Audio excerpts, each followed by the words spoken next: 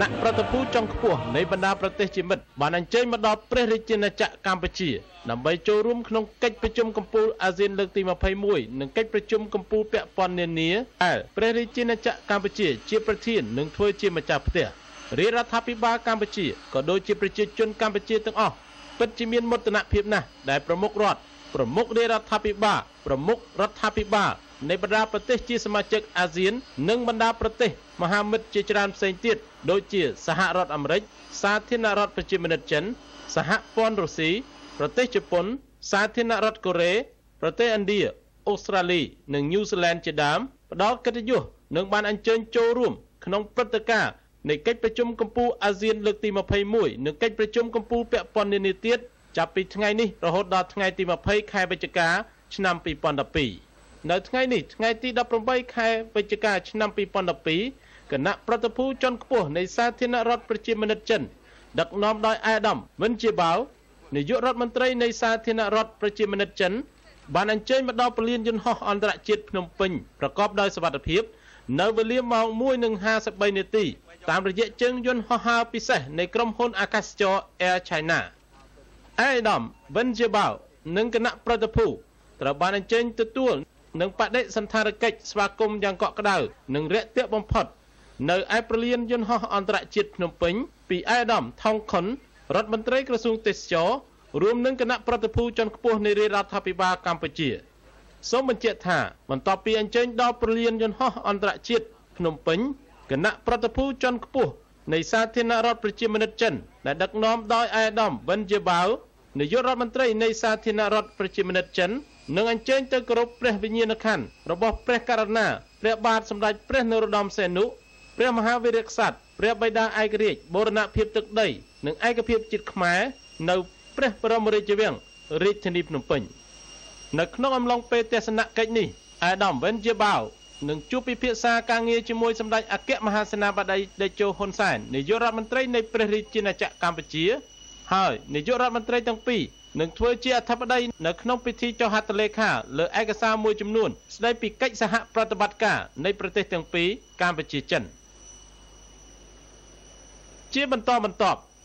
នៅក្នុងថ្ងៃនេះដែរគណៈប្រតិភូជាន់ខ្ពស់នៃប្រទេសឥណ្ឌាដឹកនាំដោយអាដាមម៉ាន់ម៉ូហានស៊ីងនាយករដ្ឋមន្ត្រីនៃប្រទេសឥណ្ឌាបានអញ្ជើញមកដល់ប្រលានយន្តហោះអន្តរជាតិភ្នំពេញប្រកបដោយសុវត្ថិភាពនៅវេលាម៉ោង 15 រសៀលថ្ងៃទី18ខែវិច្ឆិកាឆ្នាំ2012តាមជើងយន្តហោះហើរពិសេស Air India អាដាមខៀវកញ្ញរិទ្ធរដ្ឋមន្ត្រីក្រសួងព័ត៌មាននិងគណៈប្រតិភូនៃមន្ត្រីជាន់ខ្ពស់នៃរាជរដ្ឋាភិបាលកម្ពុជាជាច្រើនរូបបានអញ្ជើញទទួលស្វាគមន៍នៃការអញ្ជើញមកដល់របស់អាដាមម៉ាន់ម៉ូហានស៊ីងនាយករដ្ឋមន្ត្រីនៃប្រទេសឥណ្ឌានិងគណៈប្រតិភូក្នុងបរិយាកាសកក់ក្ដៅនិងមិត្តភាពជាទីបំផុតស្របពេលជាមួយគ្នានេះដែរបន្ទាប់ពីគណៈប្រតិភូជាន់ខ្ពស់នៃប្រទេសឥណ្ឌាគណៈប្រតិភូជាន់ខ្ពស់នៃសាធារណរដ្ឋកូរ៉េដឹកនាំដោយអាដាមលីវយ៉ុងបាក់ប្រធានាធិបតីនៃសាធារណរដ្ឋកូរ៉េបានធ្វើដំណើរមកដល់ពលានយន្តហោះអន្តរជាតិភ្នំពេញប្រកបដោយសុវត្ថិភាពនៅវេលាម៉ោង 3:10 នាទីរសៀលថ្ងៃដដែលនេះអញ្ជើញនៅក្នុងពិធីបដិសណ្ឋារកិច្ចស្វាគមន៍យ៉ាងកក់ក្ដៅនិងរាក់ទាក់បំផុតនោះនៅឯពលានយន្តហោះអន្តរជាតិភ្នំពេញមានវត្តមានដ៏ខ្ពង់ខ្ពស់អាដាមអ៊ឹមសិទ្ធីរដ្ឋមន្ត្រីក្រសួងអប់រំយុវជននិងកីឡារួមនឹងមន្ត្រីជាន់ខ្ពស់នៃរាជរដ្ឋាភិបាលកម្ពុជាជាច្រើនទៀតជាបន្តបន្ទាប់នៅរសៀលថ្ងៃដដែលថ្ងៃទី18ខែវិច្ឆិកាឆ្នាំ2012នេះគណៈប្រតិភូជាន់ខ្ពស់នៃរាជាណាចក្រជប៉ុនដឹកនាំដោយអាដាមយូស៊ីហ៊ីកូណូដានាយករដ្ឋមន្ត្រីនៃរាជាណាចក្រជប៉ុនបានធ្វើដំណើរអញ្ជើញដល់ពលានយន្តហោះអន្តរជាតិភ្នំពេញប្រកបដោយសុវត្ថិភាពនៅវេលាម៉ោង 15:50 នាទីរសៀលអញ្ជើញទទួលនិងធ្វើបដិសណ្ឋារកិច្ចស្វាគមន៍អាដាមនាយករដ្ឋមន្ត្រីនៃរាជាណាចក្រជប៉ុននិងគណៈប្រតិភូដោយរាក់ទាក់និងកក់ក្ដៅក្នុងបរិយាកាសមិត្តភាពជាទីបំផុតនៅឯប្រលានយន្តហោះអន្តរជាតិភ្នំពេញមានវត្តមានអាដាមអ៊ឹមសិទ្ធីរដ្ឋមន្ត្រីក្រសួងអប់រំយុវជននិងកីឡារួមជាមួយនឹងមន្ត្រីជាន់ខ្ពស់នៃរាជរដ្ឋាភិបាលកម្ពុជាជាច្រើនទៀតប្រជាជនកម្ពុជាសូមសម្ដែងនូវការវិដំឡៃខ្ពស់ ចំពោះបណ្ដាប្រទេសសមាជិកអាស៊ាននិងបណ្ដាប្រទេសទាំងអស់ដែលបានគាំទ្រយ៉ាងពេញទំហឹងនិងផ្ដល់កិច្ចសហប្រតិបត្តិការដល់កម្ពុជាក្នុងអាណត្តិកិច្ចរបស់ខ្លួនជាប្រធានដឹកនាំអាស៊ាននៅក្នុងឆ្នាំ2012នេះបន្ថែមលើសនេះទៀតវត្តមានរបស់ប្រតិភូជាន់ខ្ពស់នៃបណ្ដាប្រទេសទាំងអស់ដែលបានអញ្ជើញចូលរួមនៅក្នុងកិច្ចប្រជុំកំពូលអាស៊ានលើកទី21និងកិច្ចប្រជុំកំពូលពាក់ព័ន្ធដទៃទៀតបានបង្ហាញជាថ្មីម្ដងទៀតនៅការបដិញ្ញាចិត្តយ៉ាងមុតមមក្នុងការបន្តកិច្ចសហប្រតិបត្តិការជាធ្លុងមួយនិងស្អិតរមួតជាមួយគ្នាក្នុងស្មារតីឯកភាពសាមគ្គីភាពនិងមិត្តភាពនិងកិច្ចសហប្រតិបត្តិការដ៏ល្អ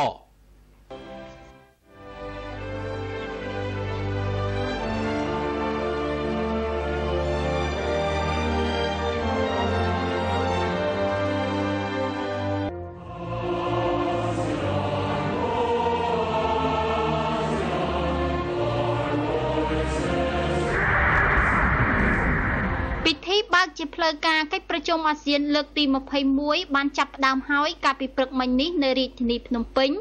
ដោយចាត់ទុកជាព្រឹត្តិការណ៍ប្រវត្តិសាស្ត្រនិងគឺជាកិត្តិយសដ៏ឧត្តមឧត្តមបំផុតសម្រាប់ព្រះរាជាណាចក្រកម្ពុជានៅក្នុងព្រឹត្តិការណ៍ដ៏មានសារៈសំខាន់នេះយើងសង្កេតឃើញមានអ្នកសារព័ត៌មានជាតិនិងអន្តរជាតិប្រមាណជាង 2000 នាក់មកពីបណ្ដាប្រទេសនានាជុំវិញពិភពលោកកំពុងតែមមាញឹកនៅក្នុងការងាររបស់ខ្លួនដើម្បីផ្ដិតយកនៅទិដ្ឋភាពនិងខ្លឹមសារព័ត៌មានដ៏សំខាន់ដើម្បីធ្វើការផ្សព្វផ្សាយទៅកាន់ពិភពលោកជុំវិញកិច្ចប្រជុំកំពូលអាស៊ានលើកទី21កិច្ចប្រជុំកំពូលអាស៊ានលើកទី21ដែលកម្ពុជាធ្វើជាប្រធាននិងធ្វើជាម្ចាស់ផ្ទះរៀបចំចាប់ពីថ្ងៃទី15ដល់ថ្ងៃទី21ខែវិច្ឆិកាឆ្នាំ2012នេះមានមេដឹកនាំកំពូលនៃបណ្ដាប្រទេសអាស៊ានទាំង10ប្រមុខរដ្ឋាភិបាលនៃប្រទេសមហាអំណាចធំនៅលើពិភពលោកជាច្រើនបានចូលរួមការចូលរួមរបស់មេដឹកនាំកំពូលនៃបណ្ដាប្រទេសអាស៊ាននិងប្រមុខរដ្ឋាភិបាលនៃប្រទេសមហាអំណាចនៅលើពិភពលោកនាពេលនេះគឺជាការបង្ហាញឲ្យឃើញពីសុវត្ថិភាពនិងភាពរីកចម្រើននៃធនធានមនុស្សរបស់កម្ពុជានាពេលបច្ចុប្បន្នបើប្រៀបធៀបកាលពី10ឆ្នាំមុនដែលកម្ពុជាយើងបានធ្វើជាម្ចាស់ផ្ទះនៃកិច្ចប្រជុំកំពូលអាស៊ានឆ្នាំ2002ដែលយើងមានធនធានមនុស្សតិចសមត្ថភាពនៅមានកម្រិតប៉ុន្តែពេលនេះកម្ពុជាបានទទួលមហាអំណាចធំនៅលើពិភពលោកចូលរួមទាំងនេះសពបញ្ជាក់ឲ្យឃើញពីការរីកចម្រើនរបស់ប្រទេសកម្ពុជា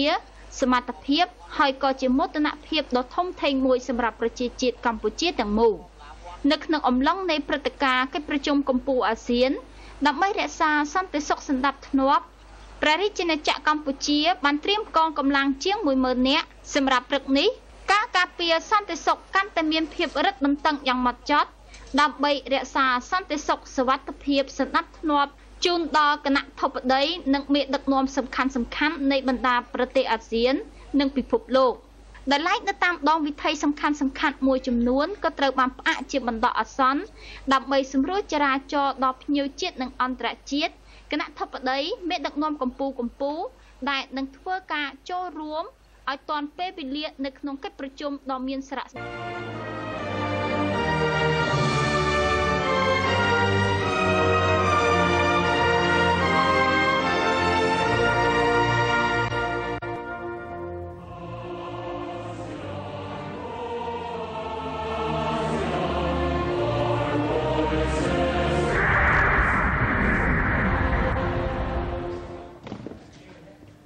បណ្ដាប្រមុខដឹកនាំនៃប្រទេសអាស៊ានទាំង10បានមកជួបប្រជុំគ្នាជាមួយក្រុមប្រឹក្សាពិគ្រោះយោបល់ធុរកិច្ចអាស៊ាន AZBAC នៅវិមានសន្តិភាពរាជធានីភ្នំពេញនារសៀលថ្ងៃទី18ខែវិច្ឆិកាឆ្នាំ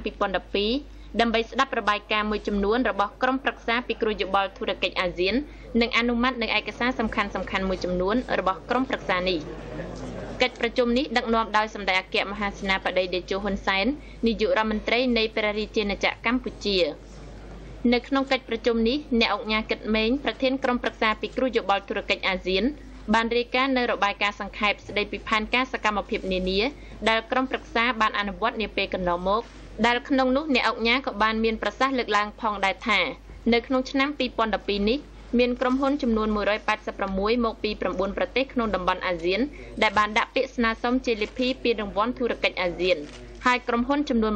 26ដែលមានលក្ខណៈវិនិច្ឆ័យសមស្របត្រូវបានជ្រើសរើសឲ្យទទួលពានរង្វាន់ជាលិភីធុរកិច្ចអាស៊ានក្នុងឆ្នាំ2012នេះ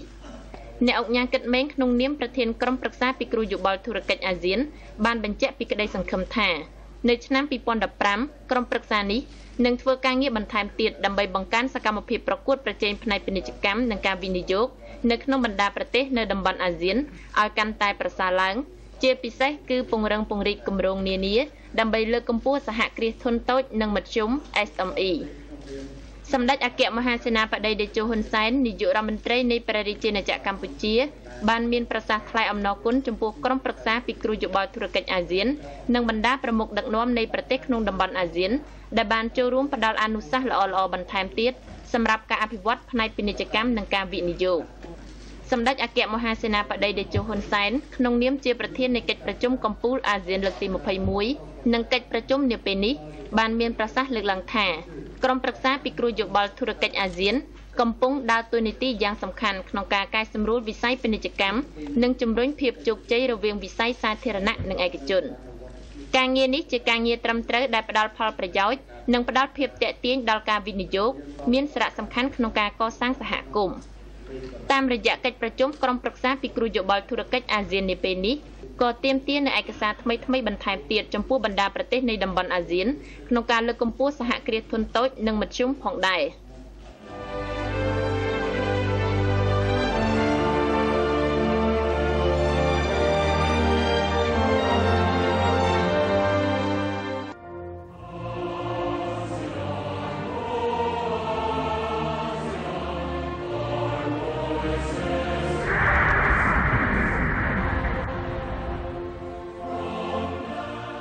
ប្រជុំកំពូលអាស៊ានលើកទី21បានប្រារព្ធពិធីបើកជាផ្លូវការនៅព្រឹកថ្ងៃអាទិត្យនេះក្រោមអធិបតីភាពសម្ដេចអគ្គមហាសេនាបតីតេជោហ៊ុនសែននាយករដ្ឋមន្ត្រីនៃព្រះរាជាណាចក្រកម្ពុជាព្រមទាំងថ្នាក់ដឹកនាំជាន់ខ្ពស់នៃបណ្ដាប្រទេសជាសមាជិកអាស៊ានស្របពេលនៃពិធីបើកនោះការបើកសម្ពោធការប្រជុំជាផ្លូវការមុនគេគឺវិជាស្ថានអាស៊ានដើម្បីសន្តិភាពនិងការផ្សះផ្សាវិជាស្ថានអាស៊ានដើម្បីសន្តិភាពនិងការផ្សះផ្សាគឺបង្កើតឡើងដើម្បីលើកកម្ពស់សង្គមនយោបាយសន្តិសុខក្នុងតំបន់អាស៊ានដោយឡែកនៅវេលាម៉ោង12ថ្ងៃត្រង់ពិធីចុះហត្ថលេខាដោយប្រមុខរដ្ឋាភិបាលនៃថ្នាក់ដឹកនាំអាស៊ានទាំងអស់ស្ដីពីសេចក្តីថ្លែងការណ៍ភ្នំពេញផ្ដោតសំខាន់លើការអនុម័តសេចក្តីប្រកាសសិទ្ធិមនុស្សអាស៊ាននេះគឺជាលើកទី1ហើយដែលអាស៊ានមានសេចក្តីថ្លែងការណ៍ដូចនេះដើម្បីឈានទៅរកការការពារឲ្យកាន់តែមានប្រសិទ្ធភាពឈានទៅរកការជំរុញឲ្យមានការគោរពសិទ្ធិមនុស្សឲ្យបានកាន់តែខ្លាំងក្លាថែមទៀតហត្ថលេខីនៅក្នុងពិធីចុះហត្ថលេខានោះមានសម្ដេចអគ្គមហាសេនាបតីតេជោហ៊ុនសែននាយករដ្ឋមន្ត្រីនៃព្រះរាជាណាចក្រកម្ពុជានិងជាប្រធាននៃកិច្ចប្រជុំកំពូលអាស៊ានលើកទី21ព្រះចៅស៊ុលតង់នាយករដ្ឋមន្ត្រីនៃប្រទេសប្រ៊ុយណេដែលរូសាឡឹមអាយដាមផានស៊ីងថាមណាវងនាយករដ្ឋមន្ត្រីនៃសាធារណរដ្ឋប្រជាធិបតេយ្យប្រជាមានិតឡាវឯកឧត្តមថេនសេនប្រធានាធិបតីនៃសហភាពមីយ៉ាន់ម៉ាឯកឧត្តមយូស៊ីឡូបាំងយូដូយូណូប្រធានាធិបតីនៃសាធារណរដ្ឋឥណ្ឌូនេស៊ីឯកឧត្តមអាប់ឌុលរ៉ាហ្សាក់នាយករដ្ឋមន្ត្រីនៃប្រទេសម៉ាឡេស៊ីឯកឧត្តមយៀនតាន់យុងនាយករដ្ឋមន្ត្រីនៃសាធារណរដ្ឋសង្គមនិយមវៀតណាមលោកជំទាវយីងឡាក់ស៊ីណាវ៉ាត់នាយករដ្ឋមន្ត្រីនៃព្រះរាជាណាចក្រថៃឯកឧត្តមអាគីណូទី3ប្រធានាធិបតីនៃប្រទេសហ្វីលីពីននិងឯកឧត្តមលីសៀនឡុងនាយករដ្ឋមន្ត្រីនៃសាធារណរដ្ឋសិង្ហបុរីនៅក្នុងការចុះហត្ថលេខានេះគឺបានផ្ដោតសំខាន់លើសិទ្ធិមនុស្សនេះគឺជាចំណុចវិជ្ជមានមួយឈានទៅរកភាពល្អប្រសើររបស់ប្រជាជាតិអាស៊ានដែលនឹងស្ថិតនៅក្នុងសហគមន៍តែមួយនៅក្នុងឆ្នាំ2015គឺមានលទ្ធិប្រជាធិបតេយ្យកាន់តែរឹងមាំមានការគោរពសិទ្ធិមនុស្សពេញលេញថែមទៀតនៅក្នុងកិច្ចប្រជុំពេញអង្គនៃកិច្ចប្រជុំកំពូលអាស៊ានលើកទី21នេះក្នុងឋានៈជាម្ចាស់ផ្ទះនិងជាប្រធានអាស៊ានកម្ពុជាបានដាក់នៅគម្រោងរបស់ខ្លួនស្នើទៅកាន់អង្គប្រជុំកំពូលពីការជំរុញដល់អាស៊ានឲ្យយកបញ្ហាប្រជាជនជាធំពង្រឹងនៅការគោរពសិទ្ធិមនុស្សមិនឲ្យអាស៊ានទាំងមូលមានសង្គ្រាមស៊ីវិលនិងជាតំបន់គ្មានអាវុធនុយក្លេអ៊ែរសេចក្តីថ្លែងការណ៍សិទ្ធិមនុស្សនេះរៀបចំដោយគណៈកម្មាធិការអន្តររដ្ឋាភិបាលអាស៊ានទទួលបន្ទុកសិទ្ធិមនុស្ស ដើម្បីឲ្យប្រជាជាតិអាស៊ានទាំង10ប្រទេសឲ្យមានការគោរពសិទ្ធិមនុស្សកាន់តែទូលំទូលាយថែមទៀតដោយឡែកសម្រាប់ប្រទេសកម្ពុជាការគោរពសិទ្ធិមនុស្សត្រូវបានដាក់បញ្ចូលជាស្រេចនៅក្នុងយុទ្ធសាស្ត្រចតុកោណរបស់រាជរដ្ឋាភិបាលក្នុងការអនុវត្តការគោរពសិទ្ធិមនុស្សនៅកម្ពុជាហើយក្នុងនោះរាជរដ្ឋាភិបាលកម្ពុជាក៏បានបើកទូលាយឲ្យមានអង្គការក្រៅរដ្ឋាភិបាលនានាជាដៃគូដែលក្នុងនោះក៏មានមជ្ឈមណ្ឌលសិទ្ធិមនុស្សក្នុងការចូលរួមជំរុញអនុវត្តទៅលើការគោរពសិទ្ធិមនុស្សប្រជាជនមានសិទ្ធិសេរីភាពក្នុងការបញ្ចេញមតិប្រកបដោយប្រជាធិបតេយ្យ